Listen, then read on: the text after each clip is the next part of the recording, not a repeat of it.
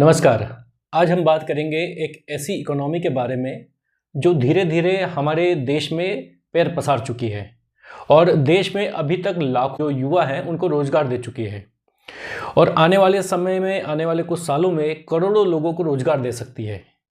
दरअसल इसे नाम दिया गया है गिग इकोनॉमी। तो इस वीडियो में आप जानेंगे कि आखिर गिग इकोनॉमी क्या है और इस क्षेत्र से जुड़ी क्या दिक्कतें हैं और कैसे ये आपकी रोज़मर्रा की ज़िंदगी से जुड़ी हुई है। तो चलिए शुरू करते हैं। सबसे पहले जानते हैं कि आखिर गिग इकोनॉमी है क्या। दरअसल गिग इकोनॉमी एक ऐसे सिस्टम का नाम है जहां लोग स्थायी नौकरी के बजाय छोटे छोटे प्रोजेक्ट या अस्थायी काम करके पैसा कमाते हैं।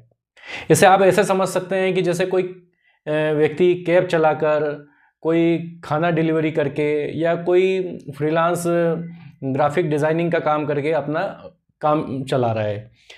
आज के डिजिटल दौर में ऐसे वर्कर्स की संख्या भी काफ़ी तेज़ी से बढ़ रही है।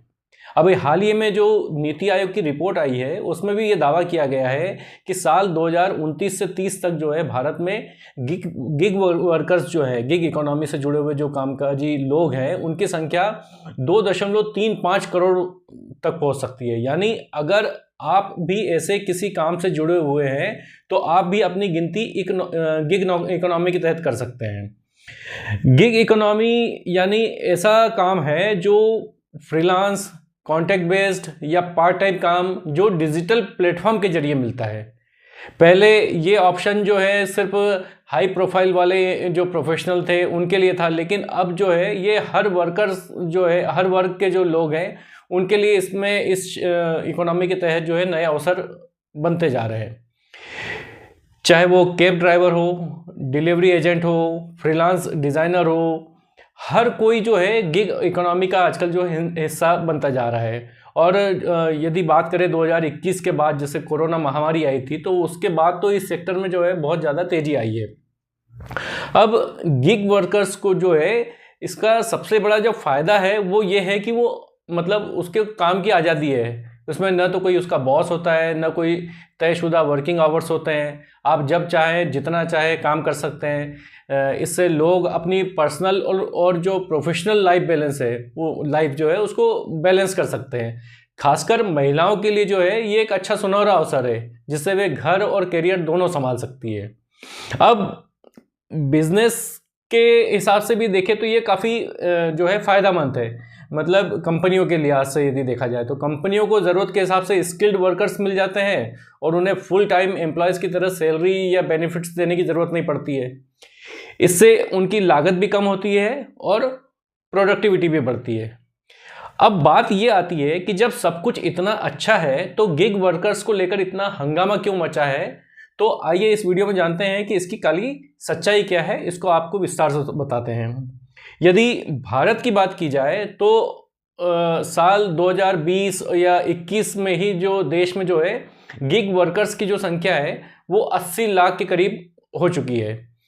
ये लोग पूरे भारत में के जो गैर कृषि कार्य जो है, गैर कृषि कार्य से जुड़े हुए जो मजदूर जो वर्ग है उसका 2.6% हिस्सा थे। मतलब देश के कामकाजी वर्ग का एक बड़ा वर्ग पहले से ही इस जो है गिग इकोनॉमी में जुड़ चुका है। अब सवाल ये है कि क्या ये वर्कर्स सुरक्षित हैं, क्या इन्हें उतनी सुविधाएं मिल रही हैं जितनी एक रेगुलर जॉब करने वाले कर्मचारी को मिलती है। ये ही वो सवाल है जिन पर आजकल जो है हंगामा मचा हुआ है। गिग इकोनॉमी सिस्टम के तहत काम करने वाले लोगों की सबसे पहली जो समस्या होती है वो है पहुंच। गिग इकोनॉमी भले ही सबके लिए खुली है लेकिन इंटरनेट और डिजिटल स्किल्स के बिना जो है कोई भी व्यक्ति इसमें एंट्री ले नहीं सकता।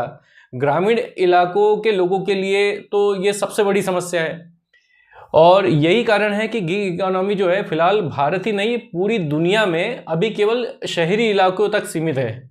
यानी अगर आपको इस पे आना है, इस क्षेत्र में एंट्री करना है तो पहले आपको डिजिटल तौर पर जो है खुद को मजबूत करना होगा। और अब इसकी दूसरी समस्या जो है वो ये है कि नौकरी और आय की असुरक्षा। गिग वर्कर्स जो है उनके पास कोई स्थायी जॉब नहीं होती है। आज काम मिला कल नहीं मिला, ऊपर से उन्हें मजदूरी, काम के घंटे, बाकी सुविधाओं पर भी कोई सुरक्षा नहीं मिलती है। किसी भी दिन उनका जो है अकाउंट डिलीट हो सकता है और कंपनियों की मनमर्जी चलती है टैरिफ को लेके। बिना काम के जो है नोटिस, बिना किसी कारण के नोटिस थमाया जा सकता है, उनका अकाउंट जो है डीएक्टिवेट किया जा सकता है। और गिग वर्कर्स की जो तीसरी समस्या है वो सबसे बड़ी समस्या है सेफ्टी। जो लोग कैब ड्राइवर है, डिलीवरी एजेंट का काम करते हैं, उनके लिए इस जो है कई तरह के जोखिम है। खासकर महिला वर्कर्स के लिए जो रात में काम करते हैं, अनजान जगहों पर जाना पड़ता है, कभी कभी तो ऐसे कस्टमर का सामना करना पड़ता है उन्हें जो ठीक से बात तक नहीं करते हैं। ये सारी चीज़ें जो है इस सेक्टर को थोड़ा मुश्किल बना देती है। अब गिग वर्कर्स जो है इस क्षेत्र से जुड़े हुए जो काम है, जो डिजिटल प्लेटफॉर्म के जरिए फ्रीलांस काम लेते हैं, उनके सामने सबसे बड़ी एक और दिक्कत आती है, वो है स्किल मिसमैच की। दरअसल अब बहुत से लोग ऐसे हैं जो पढ़े लिखे हैं, वो अपनी क्वालिफिकेशन के मुताबिक नौकरी नहीं पा रहे हैं, डिलीवरी बॉय का काम करने लगे हैं। आजकल हम अक्सर सुनने में आता है कि कोई एक इंजीनियर था जो है डिलीवरी बॉय का काम करने लग गया है। ऐसी स्टोरी आजकल आम हो चुकी है। और सबसे आखिरी और बड़ी चुनौती ये है कि प्लेटफॉर्म कंपनियां जो है उनके कॉन्ट्रैक्ट, ये कंपनियां अपने टर्म्स और कंडीशन के में हमेशा बदलाव करती रहती है, जिससे वर्कर्स को जो है कोई बड़ा फ़ायदा नहीं होता है। यानी वो कर्मचारी भी नहीं मानते उन्हें और बिजनेस ऑनर भी नहीं बनने देते हैं। ऐसे में उनके अधिकार और फायदे दोनों हवा में ही रहते हैं। इन सब समस्याओं को देखते हुए जो है नीति आयोग ने कई सुझाव दिए हैं। सबसे पहले तो ये कि सरकार को सोशल सिक्योरिटी को जो है बढ़ावा देना होगा। गिग वर्कर्स के लिए बीमा, पेंशन और बाकी जो जरूरी सुविधाएं होती है वो देना होगी। दूसरा सबसे बड़ा जो ये है कि प्लेटफॉर्म इंडिया जो पहल जो है उसके जैसे कोई कार्यक्रम की शुरुआत करनी होगी जहां पर गिग वर्कर्स के लिए स्किल ट्रेनिंग और वित्तीय मदद दी जाए। तीसरा ये है कि गिग वर्कर्स को जो है छोटे बिजनेस खोलने में मदद की जाए। जैसे अगर कोई महिला वर्कर है तो स्ट्रीट फूड पे खाना बेचती है, तो उसे ऑनलाइन प्लेटफॉर्म के से जो है जोड़कर उसको जो है ज़्यादा से ज़्यादा ग्राहक दिलाए जाए। अब एक बार आप सोचिए कि कड़ाके की ठंड में आप घर में दुबक कर बैठे हैं और मोबाइल से गर्मा गर्म खाना ऑर्डर कर रहे हैं। कुछ ही देर में कोई व्यक्ति आपके दरवाजे पर गर्मा गर्म खाना लेकर भी आ जाता है। क्या आप कभी सोचते हैं कि जो व्यक्ति दिन रात आपकी सुविधाओं का ध्यान में रखता है, आपकी ऑर्डर को तत्काल आपके घर तक पहुंचाने का काम करता है, वो डिलीवरी बॉय खुद को उसे कितनी सुविधाएं मिल रही है, क्या उसके बारे में आपने कभी सोचा है? क्या उसे भी वही अधिकार और सुरक्षा प्राप्त है जो एक सामान्य नौकरी पेशा व्यक्ति को मिलते हैं? आज लाखों लोग ओला, उबर, जोमेटो, स्विगी और अमेजन जैसी कंपनियों के लिए काम करते हैं, लेकिन फिर भी उन्हें जो है एक स्थायी कर्मचारी नहीं माना जाता है। ये वे लोग हैं जो आपके एक क्लिक पर आपकी ज़रूरतें पूरी करते हैं, लेकिन इनके हक को लेकर अब भी बहस जारी है। हाल ही में ये विषय इसलिए चर्चा में आया क्योंकि मोदी सरकार जो है गिग वर्कर्स के लिए एक कल्याण बोर्ड बनाने का फैसला कर रही है, जिससे जो है इन्हें 10 लाख रुपए का जो है जीवन बीमा और 5 लाख रुपए तक का दुर्घटना बीमा मिलेगा। लेकिन सवाल ये है कि क्या यह पर्याप्त है? इसमें सबसे बड़ी समस्या ये है कि गिग वर्कर्स को जो है पारंपरिक कर्मचारी नहीं माना जाता है।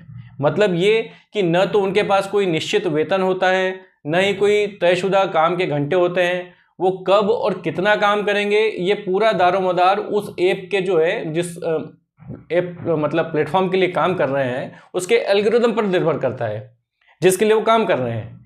अब सबसे बड़ा सवाल यह है कि क्या दुनिया में कहीं भी गिग वर्कर्स को कानूनी सुरक्षा मिली है? दुनिया के कई देश ऐसे हैं जहां इस पर कई सराहनीय कदम उठाए गए हैं। जैसे अब इंग्लैंड की बात की जाए, इंग्लैंड में साल 2016 से ही जो है उबर ड्राइवरों को जो है फुल टाइम कर्मचारी माना जाने लगा है। यूरोपीय यूनियन में 2017 में फैसला सुनाया गया था कि उबर जो है अब एक टेक कंपनी नहीं मानी जाएगी, बल्कि उसको जो है एक ट्रांसपोर्ट कंपनी माना जाएगा और उसी के अनुसार उसे उबर को जो है कानून का पालन करना पड़ेगा। सिंगापुर और इंडोनेशिया में गिग वर्कर्स को स्वास्थ्य और जीवन बीमा का लाभ मिलता है। यदि दुनिया के अन्य देशों में गिग वर्कर्स को इतनी सुविधाएं मिल रही है तो भारत में क्यों नहीं मिल सकती है? ये सवाल आपके दिमाग में भी आ सकता है। दरअसल भारत में कंपनियां इसे ईज ऑफ डूइंग बिजनेस के खिलाफ बताती है।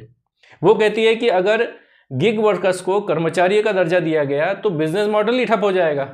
लेकिन क्या इन कंपनियों के मुनाफे के लिए गिग वर्कर्स में काम करने वाले जो लाखों युवा हैं, देश के जो लाखों युवा हैं, उनको शोषण के लिए छोड़ दिया जाए? यदि भारत की बात की जाए तो राजस्थान सरकार जो है उन्होंने एक गिग वर्कर्स के लिए एक नया कानून बनाया था, जहां कंपनियों पर टैक्स लगाया जाएगा, अतिरिक्त टैक्स, और इसके जरिए वर्कर्स के लिए एक कल्याण फंड बनेगा जो गिग वर्कर्स है। कुछ ऐसी ही पहल कर्नाटक में भी की गई थी, लेकिन ये राज्य स्तर की पहल थी, जबकि इसके लिए जरूरी है कि एक राष्ट्रीय स्तर का कानून बने। गिग वर्कर्स की हालत जो है उसमें सुधार के लिए सबसे पहले जो है इन्हें कर्मचारी का दर्जा देना बेहद जरूरी है, ताकि इन्हें न्यूनतम वेतन, बीमा और बाकी सभी सुविधाएं मिल सके। दूसरा, टेक कंपनियों को भी अपने एल्गोरिदम जो है उसको पारदर्शी बनाना होगा, ताकि ये तय हो सके कि कोई भी वर्कर जो है उसका शोषण नहीं हो रहा है। सोचिए, एक तरफ देश में जहां सरकार 8वां वेतन आयोग लाकर सरकारी कर्मचारियों के वेतन में भारी बढ़ोतरी जो है करने पर विचार कर रही है, वहीं दूसरी ओर डिलीवरी बॉय और कैब ड्राइवर जो है न्यूनतम वेतन के लिए भी तरस रहे हैं। एक रिपोर्ट के अनुसार ये भी दावा किया गया है कि गिग वर्कर्स जो है हर माह औसतन 12 से 15 घंटे तक काम करते हैं, फिर भी उन्हें न्यूनतम वेतन तक नहीं मिल पाता है। यानी एक आम कर्मचारी को जितना न्यूनतम वेतन मिलना चाहिए पर डे का, वो भी नहीं मिल पा रहा है।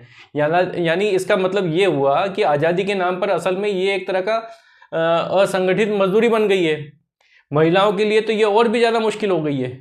बहुत से सेक्टर्स में महिलाओं की हिस्सेदारी जो है बहुत कम है, और जहाँ है भी तो वहाँ उन्हें पुरुषों की तुलना में बहुत कम पैसे मिलते हैं। यानी लिंग भेद भी जारी हो रहा है। अब ऐसे में देश के करीब 80 लाख से ज़्यादा गिग वर्कर्स जो है उनके लिए अच्छी खबर ये है कि श्रम मंत्रालय जो है वो जल्द ही एक ऑनलाइन पोर्टल जो है शुरू करने वाला है, जहां इन गिग वर्कर्स के लिए पेंशन लाने की योजना बनाई जा रही है। वित्त मंत्री निर्मला सीतारमण ने भी इस महीने की शुरुआत में जो बजट पेश किया था उसमें उन्होंने ऐलान किया था कि ऑनलाइन प्लेटफॉर्म से जुड़े हुए 1 करोड़ गिग श्रमिकों के लिए जो है सामाजिक सुरक्षा योजना शुरू करने की जा सकती है, और इसका जल्दी ऐलान होगा। और उन्होंने अपने बजट भाषण में कहा कि सरकार उन्हें पहचान पत्र देगी और ई श्रम पोर्टल पर जो है उनके पंजीकरण की सुविधा दी जाएगी। साथ ही इन लोगों को जो है पीएम जन आरोग्य योजना के तहत स्वास्थ्य सुविधाएं भी दी जाएगी।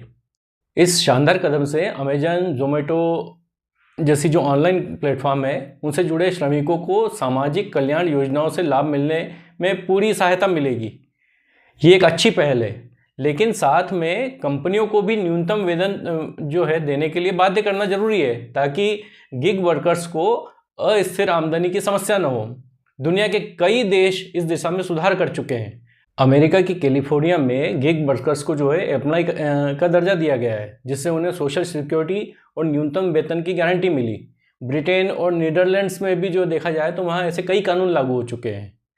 तो अगली बार जब आप कोई फूड डिलीवरी ऑर्डर करें या कैब बुक करें तो ज़रा सोचना ज़रूर कि उस वर्कर्स के लिए कि ये सिर्फ एक राइड या ऑर्डर नहीं है उसके लिए, बल्कि उसके लिए तो एक रोजी रोटी का सवाल है। क्या हम एक ऐसे सिस्टम की कल्पना कर सकते हैं जहां हर वर्कर्स को उसकी मेहनत का पूरा हक मिले? आप सोचिएगा ज़रूर। यदि आपको ये वीडियो पसंद आया है तो इसे लाइक करें, शेयर करें और सब्सक्राइब करें। धन्यवाद।